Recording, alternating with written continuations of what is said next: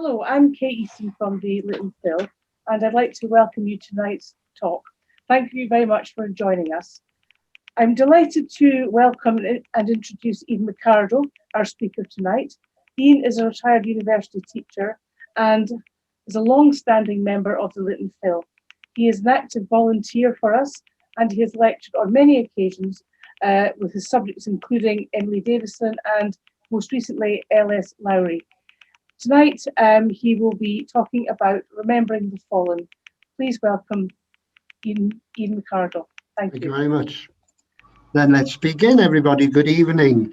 The troops returned, if they returned at all, from the fighting of the First World War, but they didn't really return to a land fit for heroes, as had been promised by Lloyd George in November 1918.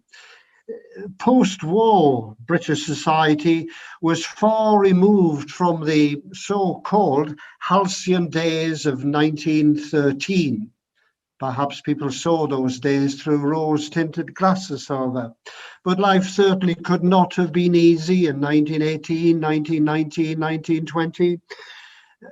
Many suffered from poverty and unemployment. There were chronic housing shortages.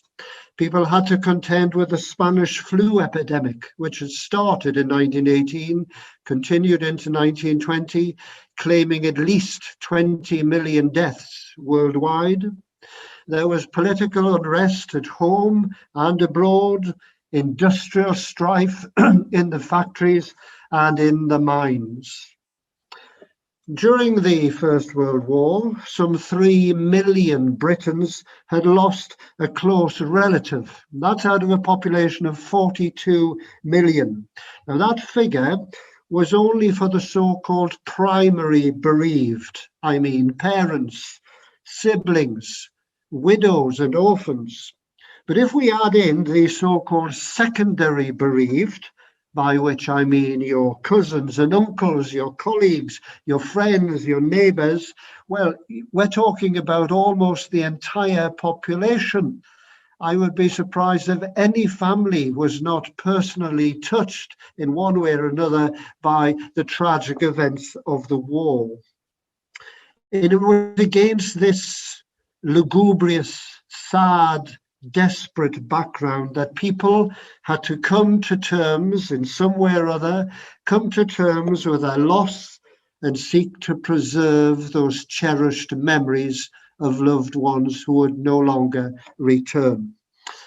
For some people, sharing emotions in a public display may help, whereas for other people, maybe a more private form of remembrance would bring some comfort and solace to them.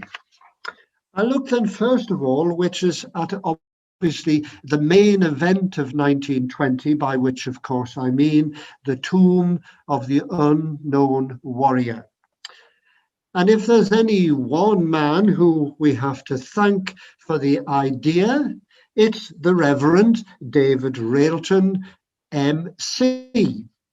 David enlisted voluntarily in January 1916, and he found himself initially at Vimy, just north of Arras, and then in the bloody fighting of the Somme. Initially, he was attached, as a reverend, of course, initially he was attached to the 18th Tyneside Pioneers.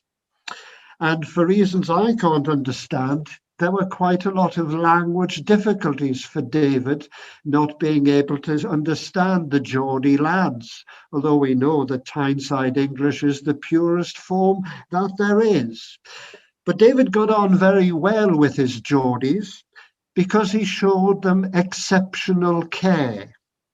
He brought with him to France a large Union Jack, with which he covered every body while conducting the burial service. The flag became a sort of a bond between him and the soldiers, which kept everybody together through some, putting it mildly, some very tough times on the Somme. The flag became a symbolic link, bond between people.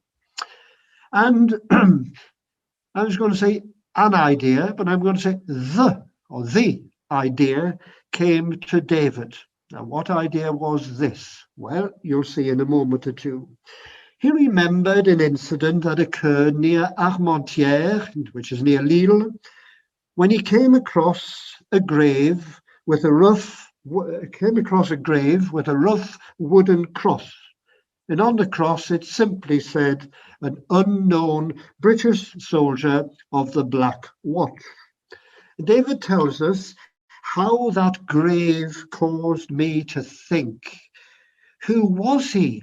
Who were his folk? So I thought, what could I do to ease the pain of a father, a mother, a sister, a sweetheart, a friend? And quietly and gradually, over a period of months, perhaps even a year, there came an answer. Let the body, the symbol, be carried over the sea to his native land. And as we know, of course, that body would be carried over from France and lies to this day in Westminster Abbey. David Railton seems to have understood that the ability that we have to face up to bitter loss can be helped by being able to see the body of the loved one. Of course, in a war, this is not always possible, but a tomb to an unknown warrior who might be your son, but a tomb would fulfill the need of providing a body. It represents contact with a surrogate body. It could, as I said, just about be the body of your son. Now, not surprisingly, for ex-soldiers, they were much more skeptical about the idea. They well understood that the odds against the unknown corpse being your son were hundreds of thousands to one. But there was a tiny chance that the body in that grave was your son, rather than merely represented your son. Well, David bravely served the spiritual needs of the troops until the end of the war. Unfortunately, he came back in one piece and resumed his normal church duties.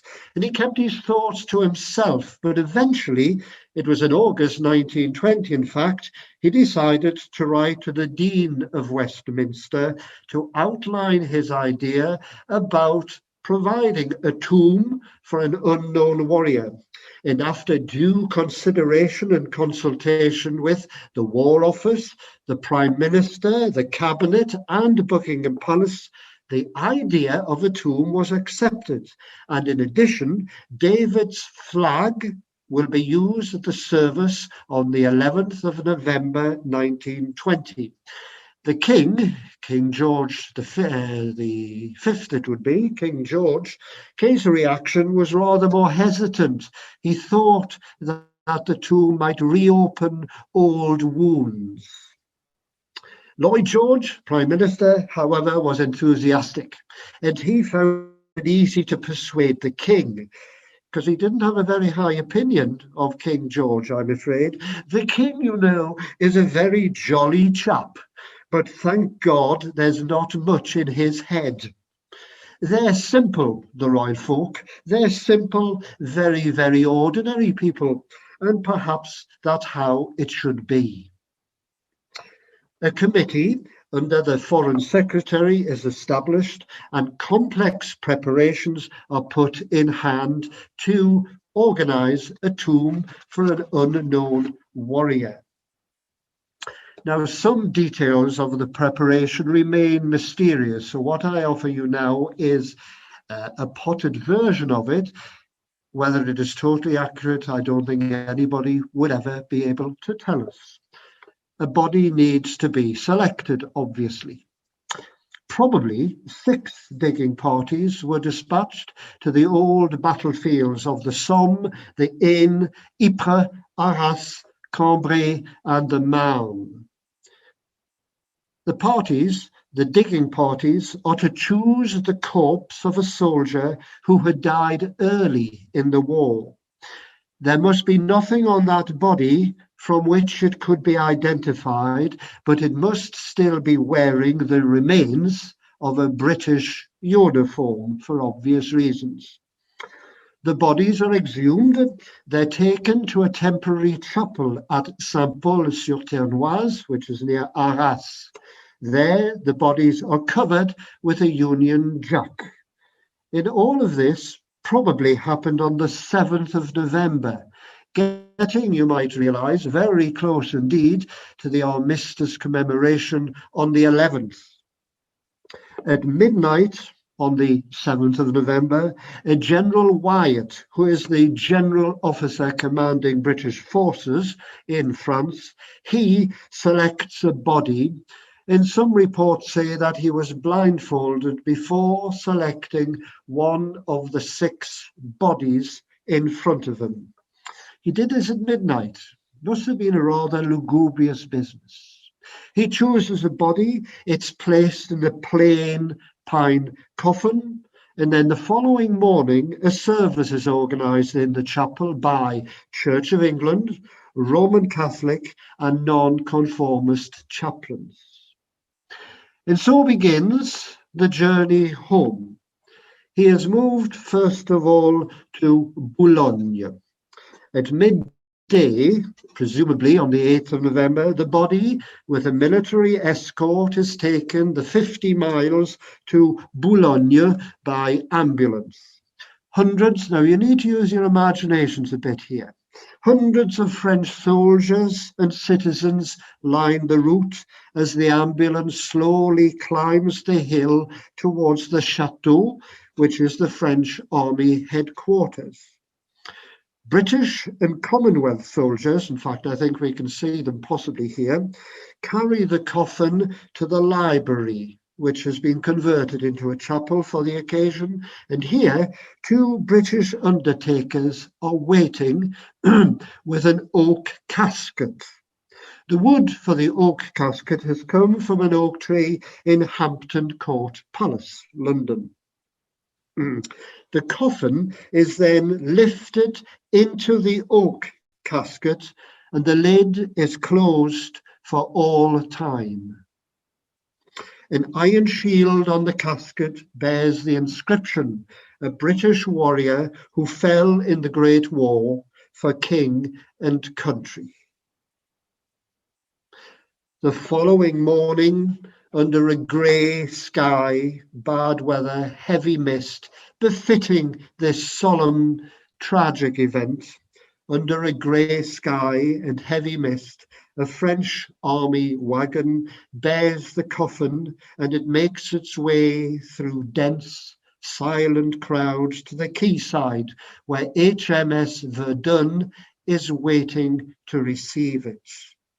The French Marseillaise and the British national anthem are played, and 8 bearers carry the coffin on board as the ship's ensign is lowered to half-mast.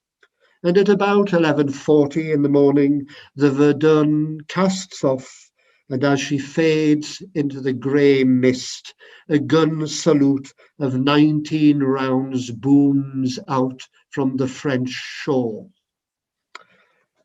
Hours pass and HMS Verdun enters the western entrance of Dover Harbour to the sounds of another 19-gun salute from the castle. Then there is complete silence as the ship is made fast. The body is unloaded and placed inside a railway van, the same van that was used to carry the exhumed body of Edith Cavell rather earlier than this corpse. The body is unloaded and placed inside a railway van that you see, which was drawn up at Dover Marine Station, which has now disappeared. An hour later, once the wreaths from France have been loaded, the van and a connecting passenger car are simply hooked up to the 5:50 train to Victoria. And at about 8:30 that evening, the railway van slowly enters the great gloomy arches of Victoria Station. Now, I don't think this picture portrays that particular event, but here's Victoria as it would have looked at the time in 1920. The railway van is drawn up at platform 8, and a crowd, again the crowds, a crowd of many thousand, waits silently. Then 2 sentries, relieved every half hour, maintain a vigil throughout the long night hours at Victoria. So that on the 11th of November 1920, a cold, thick mist matching the sombre mood of the day, at 9:20 in the morning, the bearer and the firing parties arrive on the platform of the station. A sergeant of the Coldstream Guards commanding the bearers enters the railway van and lays a steel helmet and sidearms on the Union Jack covering the coffin. The coffin is now placed onto a gun carriage. The bearers take up position behind the carriage, and the pallbearers stand on either side. A few minutes later, at about 9:40, the firing party slowly begins to march as the massed bands play Chopin's Funeral March. The gun carriage comes behind the massed bands. And the unknown warrior now passes through the ranks of mourners from Army, Navy, and Air Force, and finally come 400 ex-servicemen who had been waiting on the platform. A 19-gun salute begins to boom out as the procession begins its journey along Buckingham Palace Road, along the Mall, and onto Whitehall. You can see them here. Silent crowds, 10 to 20 deep, line the entire route. And at the cenotaph meaning empty tomb in Greek, at the cenotaph, now a permanent structure in Portland stone, which it wasn't in 1918, the king will place a wreath of bay leaves and red roses on the coffin of the unknown warrior that you can see clearly in the picture. On the first stroke of 11 o'clock, the king presses a button to release the 2 massive Union Jacks that you can see covering the monument. And across the entire country, there is now a complete suspension of all normal activities. 2 minutes elapse. The silence is then broken by 8 buglers sounding the last post, and wreaths are laid at the foot of the cenotaph. The gun carriage now moves forward towards Westminster Abbey, but we will stay at the cenotaph for a moment longer, please. Within 5 days, over 1 million people had filed past the cenotaph, and 100,000 wreaths have been laid. After a week, the cenotaph is 10 feet deep in flowers. Just to get a clear picture of that, the cenotaph, 10 feet of bright, gaily covered flowers. And at one point in that week occurs a very sad little incident, almost trivial. A small boy steps to lay a tiny plant among those flowers. He brings tears to the eyes, even of policemen standing on guard, when he cries out, "Oh, mummy, what a lovely garden my daddy's got. Now we rejoin the unknown warrior at Westminster Abbey. Every seat has been taken some time ago. The service actually had begun at 10 in the morning, and the congregation is drawn from all classes of society. Of the 8,000 tickets that were issued, about 100 were reserved for those women who had lost their husband and all their sons in the conflict. There was one couple, William and Julia Souls of Gloucestershire, who had lost five sons in the conflict. The coffin is borne feet first into the abbey through a guard of honour that you can just about see in the picture, a guard of honour of 75 men who had been awarded the Victoria Cross. And the coffin is placed on iron bars above the newly excavated grave within the abbey. During the singing of Lead, Kindly Light, the coffin is gently lowered into the grave.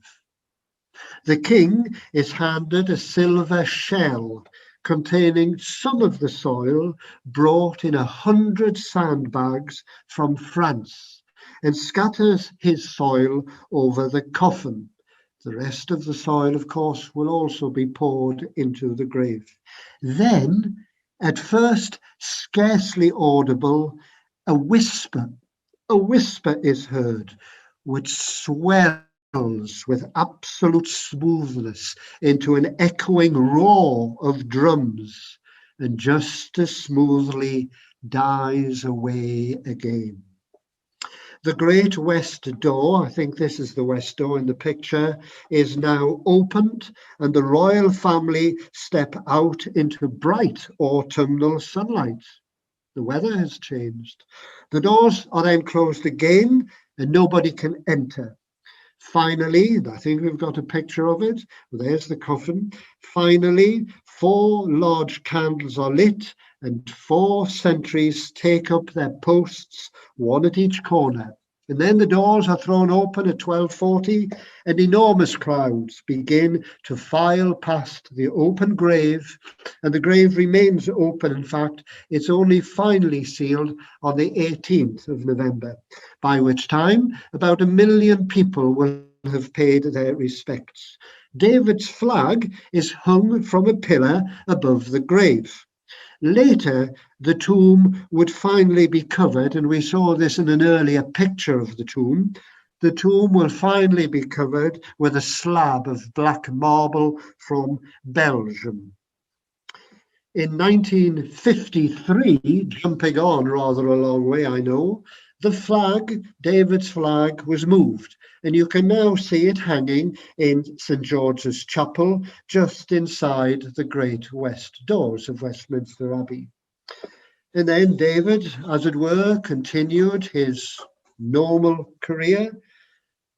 But in 1955, David suffered a tragic accident. He fell from a train at Fort William and met his death. So, ladies and gentlemen, some people could commemorate, remember, find consolation in their loss through a public event, such as the Tomb of the Unknown Warrior, which of course you can still visit to this day. For other people, they would want a more individual, more private way of remembering the dead. In one important way is what, at least nowadays, we probably call battlefield tourism. Why was it so popular at the time? Well, maybe for some people it was a form of catharsis. It relieved to some extent the grief that they felt. Maybe, but I'm not totally convinced. Remember that many family members would go out to France in the full knowledge that since their loved ones had no known grave anyway, and that precious little would be known about precisely where they had fallen in the chaos of the slaughter, there was really often very little chance of finding the exact, and you'll see exactly what I mean in the next series of pictures, there was often very little chance of you finding the exact place of death. And also by 1920, you know, nature and the hard work of returning inhabitants had begun to soften down the scars of war, and many old familiar landmarks of the Western Front would soon be gone. So that nowadays, if you go there, in some cases you've got to search very hard indeed. In a few cases, the trenches have, of course, been preserved, but I don't know if it really gives a very clear impression of what it was like then. You see, between the armistice and September 1921, more than 200,000 bodies had been recovered and buried. But of course, they had been concentrated into those cemeteries that we're familiar with today. In fact, official British searches for bodies ended in 1921, although, as you know, bodies are still being recovered to this day. There were graves concentration units set up under the control, of course, of the military authorities, and they had three aims. They searched for temporary graves and the remains of the war dead. They exhumed the corpses and they reburied them in designated cemeteries. And in 1920, the year that concerns us mainly here, the first three British war cemeteries opened at Lit&Phil, Louvencourt, and this one, and I think this one was the first one, I think, at FORCEVILLE. This, of course, comprises, as you can see, a walled cemetery with uniform headstones in a garden setting, in an English garden setting, I should say. This, of course, has become the model for British military settings around the world. But now let's focus on those relatively few, although they were still quite numerous, people who were able to make the journey to France or Belgium. What were their reactions on being led to the grave of their loved ones? Well, it's obvious the reactions would be of many different types. One of the initial reactions was of stupor, of dismay on seeing the unimaginable to them devastation of the Western Front. About 2,000 kilometers of railway lines had been destroyed, 350 stations, about 1,000 bridges along that ghastly scar of the Western Front, most of which nowadays, of course, has disappeared, with the possible exception of parts around Verdun to the east. So for many people, there was an overwhelming emotion of dismay, of incredulity at what they actually saw and at what their loved ones had passed through. They had curiosity, sometimes quiet, respectful curiosity, but I'm afraid to tell you, not always so. You'll see some examples in a minute. The visitors go around sometimes collecting debris and materials scattered around. They collect it as souvenirs, which doesn't strike me as being very respectful, does it? They showed curiosity, they showed dismay. And some of them, I'm afraid, showed hatred towards German prisoners who were working on clearance operations. Understandable, but let's face it, for most of those men, they had little choice in being conscripted into the German army. Guides at first were very perplexed, at least the sympathetic ones were, on how to treat their visitors. Here's one of them who had been, as I think many of them would have been, a former soldier who was now acting as a guide at Ypres in Belgium. And he admitted that it was, of course, a very sad job that he had. And at first, he didn't like it. But then he realized that he could perhaps give some help, some solace to some people at least. He's learned not to hurt people's feelings. And what he found was the best thing to do was simply to lead them quietly to their grave, or their son's grave, rather, and then to disappear and to leave them alone. But what he found particularly hard to bear was seeing those women who came here hoping unsuccessfully to find their grave, who would walk about reading other people's crosses and crying a bit. They had gone hoping to find their grave, but in many, many cases, and you'll see why in a minute, they would be disappointed. Unfortunately, as I've already intimated to you, visitors' behaviour was not always what it should have been. Here's a report from the Nottingham Evening Post, February 1920. And it said that there were squabbles over seating arrangements, presumably on the motor coaches or the trains, more about that in a minute, that brought people. There were squabbles. There was bottles and litter thrown about, and even property theft. Some thoughtless people visiting the area would make fires to prepare meals and pitch tents on ground consecrated to the dead. And the newspaper took it upon itself, the Nottingham Evening Post, it urged people out of respect to the dead, for tourists and visitors, that they really ought to exercise greater care than they had shown hitherto, and it remained obviously extremely dangerous to stray from marked paths. In fact, to this day, there are parts where it's not advisable to wander off the paths too far. And I'm sure there were deaths of tourists who didn't heed the guide's advice and wandered off. And in fact, at least one lieutenant, Lieutenant John Purvis, seemed to have a bit of a premonition about how some people would behave. They hadn't gone out of a feeling of respect, they'd gone out of a form of prurient curiosity to see just how ghastly it was. Lieutenant John Purvis, anyway, in 1918, he was on the Somme before the end of the war, and he wrote a poem, which I'll show you one verse of it in a moment. It's called High Wood.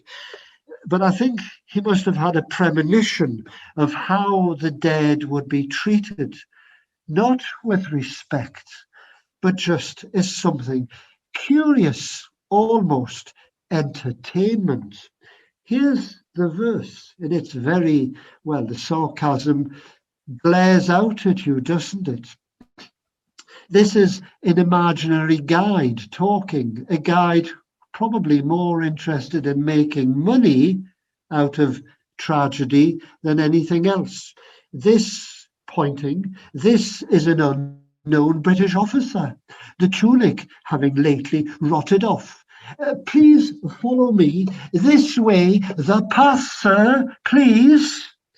The ground, which was secured at great expense, the company keeps absolutely untouched. And in that dugout, genuine, we provide refreshments at reasonable rate. So there was certainly a commercial side. Thomas Cook, remember them? They don't exist now. Thomas Cook got in on the act pretty early. They offer at least two itineraries to the battlefields. One is the cheapie at 9.5 guineas, say about £400, and one, the super duper, at 35 guineas. The latter one, though, is posh. It's a 6-day trip by motor coach. I think many newspapers offer trips. Here's one from the Lancashire Daily Post, May 1920. Visits to graves by private cars taken from a fleet of high-class vehicles. Individuals got in on the act, I suspect mainly to make money, don't you think so? If you read the Times one day in 1920, you will see a bachelor in his late 30s offering his services. This bachelor, according to him, has refined tastes, fluent French, fair German, and he is prepared to conduct parties owning a good car onto the battlefields. Now, when you see the state of the battlefields, perhaps he should have said a sturdy car rather than a good or a posh car. You'll see that in a minute. Well, what about the logistics of bringing these people in quite large numbers across to France and Belgium? You see, much of the fighting zone remained, of course, devastated with very primitive infrastructure, cafes, hotels, toilets. And much remained under direct military control. For example, if you wanted to go to Ypres, a visitor needed a special pass, and you needed precise information from the Directorate of Graves Registration if you wanted to have any hope of finding the actual burial place. The visitor would then need to get a passport, make travel arrangements. So I suspect in those early days, 1918, oh yes, people were already going in 1918, but more in 1919, 1920. In the early days, I think, the preparations and these expeditions would be the preserve of those with a healthy income. But fortunately, that was not always the case. And several charities also began to assist poorer people to make the journey to France and Belgium, probably for more genuine reasons than the well-off, who could afford to go without any problem anyway, and it might just be interesting. But for the poorer folk, the Church Army and St. Barnabas Society, for example, they both established a chain of hostels, not hotels, but hostels along the Western Front, and they used, of course, the old army huts, and there was no shortage of army huts. The St. Barnabas Society opened its hostels in Calais, Boulogne, and Hazebrouck, which is between Lille and Calais. They provided a very sympathetic, homely atmosphere, free, so they claimed, from the tourist agent element. The bereaved families paid what they could afford, and the balance was met by the charities.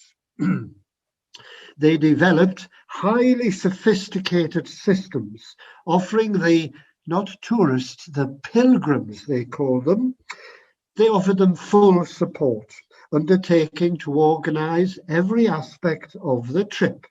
St. Barnabas Society would usually meet each person, usually at Boulogne off the ferry, provide an escort to the accommodation, arrange the itinerary, transport, and subsistence. And I suspect with many humble folk lacking experience in organizing any kind of journey, such an offer must have been deeply reassuring. They traveled by road, for example. In the early days, and I think the picture tells it all, it can't have been much of a comfortable journey. According to the Illustrated London News, June 1919, the roads around the battlefield swarm with motors bringing parties of sightseers to visit the scenes of fighting. Among those people, apparently, there were some with more serious eyes, men recently demobilized, eager to visit the places where they had fought and guiding over the ground their groups of wondering friends. This land of desolation, as the London News calls it, this land of desolation is not wholly without resources to aid the tired traveller. You can still find some shelters once used by the troops, and here and there there's an old kitchen place of an artillery battery. Empty ammunition boxes, sometimes old chairs, are available for seats. However, you better read the guide to the British line by Lieutenant Lowe. It'll tell you what to wear. Wear your old golfing suit. That's the most suitable. And please bring stout boots and leggings. The latter will protect your shins against the sharp ends of wire. You ladies, you should wear strong boots, thick woolen stockings, and short skirts, at least above the ankle. And we have here an example of one of those itineraries taken from the Michelin guides to the battlefields. I think the first of these guides actually appeared in 1918 in French. This one was published in English in 1919, and they're fascinating reading. They cover nearly all the battlefields on the Western Front anyway. The copy I used, I found in Middlesbrough City Library, but I would be surprised if Newcastle don't have a copy. Or maybe our beloved Lit&Phil have a copy. Anyway, the Michelin guide, always on the lookout for making a bob or two, of course, advertises. And they'll do this for you. The Michelin Touring Office saves the intending tourist time and trouble and generally assists him in mapping out his tour free of charge and irrespective of the make of tyres, even if you've not got Michelin tyres. Just send us a rough draft and we will prepare a complete and detailed itinerary. And here we have a small selection from one of those itineraries. This one is from, and you can't see it on the map, from Amiens, which is on the left. And the tour really begins at Albert. Can you see Albert on the left? It goes along the main road. This is, of course, the Department of the Somme. But then, and you can just see the dotted line going north and south, the old German front line. The itinerary suggests you leave the main road near La Boisselle, and you travel up, and you'll see some pictures in a minute of Aveluy. And then you go quite a long way north towards Beaumont-Hamel. And from there you swing southwest over the main road to near Montauban, before then joining the main road again and going on to Bapaume and back to Albert. And what would you experience? Well, first you would arrive at an unrecognizable heap of stones, Albert in 1918 and no doubt in 1920. The ruins, according to the Graphic magazine, November 1920, the ruins stand as they were in 1918, old rusted bedsteads, crockery remaining, sandwiched between the wreckage of living room and the ruins of a roof and upper stories. The new town consists of wooden shanties and a few remains patched up with corrugated iron and dug out props. But get back in the motor coach and on to Aveluy. Of this village, not a wall remains standing. We move north. The road crosses Aveluy Wood, the trees of which are cut to pieces. 2 kilometers beyond Aveluy, there is a British cemetery, not looking as it does today. And then we keep going north. The road passes the railway station onto Beaumont-Hamel, important market town, now a mere heap of ruins. Then we swing southwest, as I said, and we come to the village which has been rebuilt of Cavell. I've got 2 pictures, and the second one shows you just how little chance you had of finding the corpse that had been your son, your husband, or whatever. And people travelled by train as well as by road. Brochures are produced in French and English, mine are in French. Railway posters produced in simple colours to stress the solemnity of the visits. Well, it's not exactly a tourist poster, is it? That view of Cambrai. And finally, here's an advert for the first excursion train, which ran on the 11th of May 1919 from Paris. Well, you can say Paris, Paris, Albert, Arras, Lens, Paris.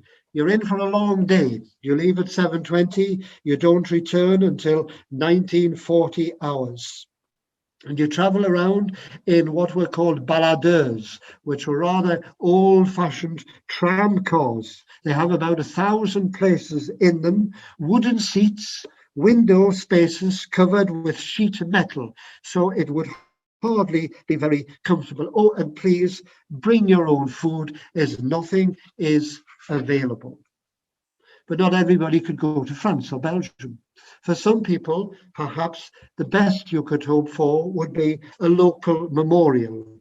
And altogether, some 55,000 memorials have been built in Great Britain, large and small, all dedicated in some way to the glorious dead. And many of them were dedicated in 1920, 1921. And maybe they brought to some people a form of solace. Some were large, and you wouldn't see this one, obviously, in 1921. You don't need to go very far from the Lit&Phil to see that one. In fact, you don't even go as far as that to see this one. If you go into John Lewis and you ask the staff, they'll take you to the 6th floor, where preserved is, and I apologise for a fairly poor picture, the Bainbridge Memorial. But you can go and see it for yourself. In grateful memory, it says, of those members of staff of Bainbridge and Company who gave their lives for their country. And the names extend from an Oswald Aitchison to a William Walter. And 26 Bainbridge employees gave their lives. The youngest, 18, Thomas Purvis of Raby Street Biker. The oldest, only 44, when Frederick Taylor died, and he lived nearby in Chillingham Road in Heaton. And finally, before we finish, although I'm sure there were other ways people sought to find comfort in their loss, to come to terms with it, many thousands turned to spiritualism. There had been no funeral at home for many. There was no closure, no acceptance of the death of a loved one. So many bereaved families turned to spiritualism. And some so-called mediums no doubt used people's grief in a rather cynical fashion to make money. In fact, the wife of the former Prime Minister, Asquith, she was called Margot Asquith, puts it very well. She had a useful dose of cynicism of some of the mediums. I always knew, says Margot, I always knew the living talked rot, but it's nothing to the nonsense the dead talk. Well, one of the most famous men who popularized, who endorsed spiritualism, was Arthur Conan Doyle. He declared himself a spiritualist in 1916, and he published the book, The New Revelation.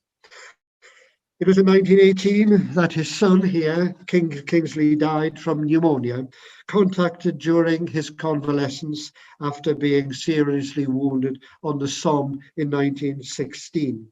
And Conan Doyle sought out a medium called Mrs. B. And Mrs. B said that Kingsley had asked his parents for forgiveness and offered them consolation.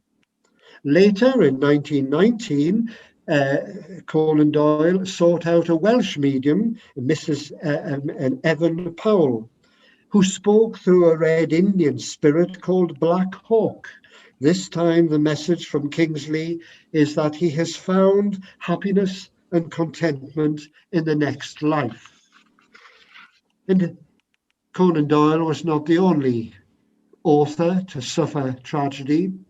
Rudyard Kipling lost his son also, John Kipling, and he turned to a form of spiritualism in the writing of stories. But time is passing, so we'll move on quickly to our final few remarks.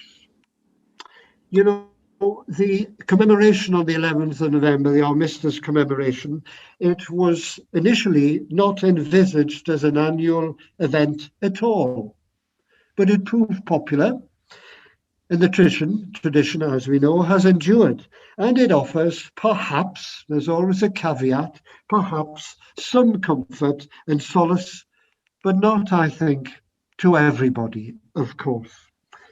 J.B. Priestley, writing several years later, in 1933, for example, said, "There are great gaps in my acquaintance now. The men who were boys when I was a boy are dead.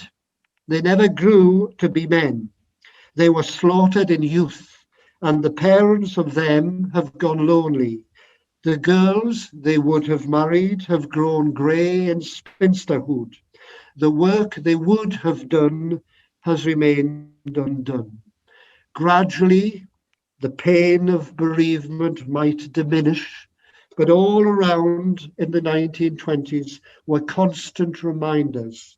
In the streets, there were the injured, disfigured men, numerous young single women. In daily activity, there was the empty places in the church pews, the missing figures at the pub table or the office desk or on the factory floor. There was the school teacher who was no longer there. And in your house, or at least, for example, in Alan Bennett's family house in Leeds, there was a drawer in the sideboard containing the Victory Medal of Uncle Clarence, who would never return. But there was a letter from the King. In forwarding the declaration, I am commanded by the King to assure you of His Majesty's high appreciation of the services rendered. A few ribbons and a cross, is that really high appreciation? And finally, ladies and gentlemen, there is the fading picture on the piano of a young man who will never return, who would never grow old. Fortunately, it's not this man who is my grandfather. Fortunately, or I wouldn't be talking to you now. He fought, he didn't talk about it, he came back and he lived his full allotted life and died quietly and peacefully in South Shields. Thank you very much, everybody. That is the end of the talk. Thank you very much indeed, Ian. Does anybody have any questions or comments about tonight's talk? Can you hear me all right? Yeah. Yes, no problem. Thank you, Ian. Just yes. Should I come out of stop share? Yes, please. Right, I'll come out. Right, that's better. We can see. Right. Yes, right. Okay. That was really interesting because I've got old photographs of some family that did go to see some of the places. That's interesting. Yes. And one person said it was the only time she saw her daddy cry. So I think but the point made, which I never knew before, about the vandalism and so on, I mean, that is tragic. That's terrible. It's human nature. It's human nature. It's we see it now. After every war, they produce books immediately to make money. And yes, I mean, I've seen, it's very sad at Ypres, at the Menin Gate, just 2-3 years ago, a group of London school kids, and they arrived shouting and screaming and running all over them, climbing, shouting all over. For them, it was something like Disney World. And it was, for me, I found that very unpleasant. I didn't say anything because, of course, for them, it's It never existed, so maybe that's Mhm. understandable. But I found it rather upsetting that we cannot learn Yes. to vicariously feel other people's pain and grief. So you're quite right. Yes, Mhm. yes. But having Mhm. said that, Mhm. we're a messy nation. You know, if you go to these cemeteries, the small ones, the large ones in France, it's rare to see any vandalism at all. I think I've seen a little in Mhm. Arras, but very little. Um, People seem Mhm. to have more of an understanding of this is something special. This is to be respected because were it not for these men and women who laid down their lives, none of us would be having a discussion tonight. Do you think that is because they were invaded? We were a country that wasn't invaded, but they were. That's a decent, difficult question. I don't know. I think we just have a bit It's just sometimes that of just a follows on from casual, something laid somebody back else once said attitude. to me. Yeah, Uh-huh, maybe. uh-huh, I don't know. I lived and worked in Germany. uh-huh.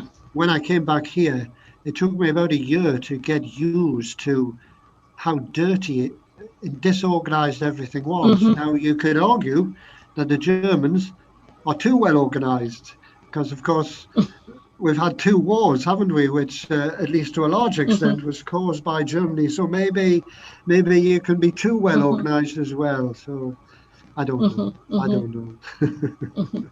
I Mhm. don't know.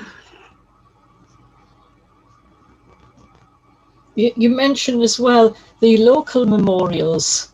Yes, Um, yes. Well, there are many. there's a Tynemouth one, and Yeah. that they had their opening ceremony on the 21st of April 1923. Oh, look at that. That's That's one of the interesting. Oh, family. That's oh, one of the that's family lovely. postcards that I've got as well. Oh, yeah. Well, I wish I'd met you before. I could have done a better talk with that. But at least you So can, that at least somebody you can wrote go on and the back. That's the actual date, oh, oh, 1923. you want to treasure So that some too. must have gone on long after. You want to treasure that. You want to treasure that. I've become the repository of all the family Well, treasure them. information. Actually, if you want, I know a very good home for them where they will be very well looked after down in North Shields, actually. Yeah, But we'll leave that for tonight. right, okay, right. I'll keep in touch with you about Keep in that. touch. Yeah, no problem. Yeah, yeah, I will do. Ian, that was Hello, Molly. splendid. It's always good to come to one of your lectures. Thank you very You much. must be aware that there is a memorial, First World War memorial project. Oh, I went to a talk about it about 20 years ago. Right. It was two ladies who were trying to find out all the memorials from the First World War. Yeah, I think I've been to similar ones. Yes, yes. And I I think remember I it's did send them some stuff because near mhm. Hordon in County Uh-huh. Durham, I found a memorial to one of the first casualties, a young Right. lad who'd gone to join the Navy. But they talked about all the memorial buildings that Sue's just obviously been mentioning. And Yeah. apparently there was even a memorial cat that was brought back from the front, Uh-huh. given a Uh-huh. very good Yeah. life here in Well, Britain. well, yeah. Some of these memorials they take all. I cut it a little bit short there because I didn't want to go on. There's one in Cambridge, which is a convalescent home, which Yes. seems a better use of money. There's a fireplace in a doctor's surgery in Dudley, Northumberland, which is apparently a war memorial. And over in Cumbria, there's a bush shelter, which is the local war memorial. Seems a good idea to me, rather than just, well, a cross is fine, but do something useful with the money as well. It's a good idea. I think there's memorial hospitals as well. Yes, there are. I Isn't think more than Yes. the Fleming a memorial hospital? there is, but that's after John the Fleming Oh, was a Fleming, solicitor, yes, wasn't yeah, it, and left his money. I think he was a solicitor who left his money to yeah. that. Yeah. Mhm, mhm, And I've recently discovered Lynn MacDonald, Yes. who Yes. wrote books, and the Lit&Phil's got all of them, I think. I've just read Yes. the Roses Yes. of No Man's Land. Yeah, they're very, very well informed. They're very Very, well very informed. good. Yes. Yes. Mhm. mhm. Ian, there's a couple of very complimentary remarks on chat, thanking you and saying that this was an excellent talk. And I'd like to say that on behalf of the Lit&Phil, thank you as ever. My pleasure. giving us a fascinating insight into the subject, which is obviously very close to your heart, as ever, meticulously researched and engagingly presented. Thank you so much. My pleasure. My pleasure. My pleasure, Kate. And Thank you. Take care, everybody. Just to sign off, really, thank you, our audience, and thanks to those of you who have made a donation. This talk is free, but for those of you who have made a donation, thank you so much. That goes to help us continue our good work. If you would like to make a donation and you haven't already done so, you can do this via our website. So thank you all. Thank you, Ian, and good night, everybody. See you soon in the flesh, I hope. Bye-bye, everybody. Yes, right. Bye. Bye bye.